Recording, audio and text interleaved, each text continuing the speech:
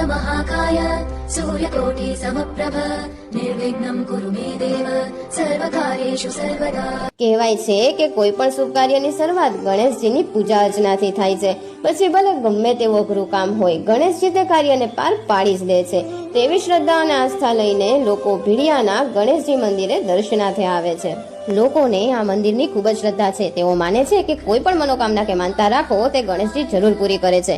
અમને આ મંદિરના ઇતિહાસ વિશેની વધુ માહિતી ત્યાંના સ્થાનિક રહેવાસી મનોજભાઈ સોલંકીએ આપી, કે જેમણે પોતાનું બાળપણ પણ ત્યાં જ વિતાવ્યું છે। જેઓ પોતે છેલ્લા 20-25 વર્ષથી અહીંયા દર્શનાર્થે આવે છે। તેમણે વધુમાં જણાવ્યું કે તેમના બાળપણમાં શ્રાવણ માસના 4 સોમવારમાં આ મંદિરમાં મેળા પણ યોજાતા હતા। તેમના કહેવા મુજબ મંગળવારે સવારે અને સાંજે આ મંદિરમાં શ્રદ્ધાળુઓની ખૂબ જ ભીડ હોય છે, તેમજ દૂર દૂરથી શ્રદ્ધાળુઓ ખુલ્લા પગે ચાલીને આવવાની માનતા પણ રાખે છે। અહીંયા રોટલેશ્વર મહાદેવનું મંદિર આવેલું છે કે જ્યાં લોકો શ્રદ્ધાથી રોટલા અને થેપલાની માનતા માને છે અને તેને પૂરી કરે છે। સામાન્યપણે ગણપતિજી ઉત્તરમુખી હોય છે, પણ ભારતમાં અમુક મંદિરો તેવા છે કે જેમાં ગણપતિજી દક્ષિણમુખી છે, અને ભીડિયાનું ગણપતિજીનું મંદિર આ મંદિરોમાંનું એક છે।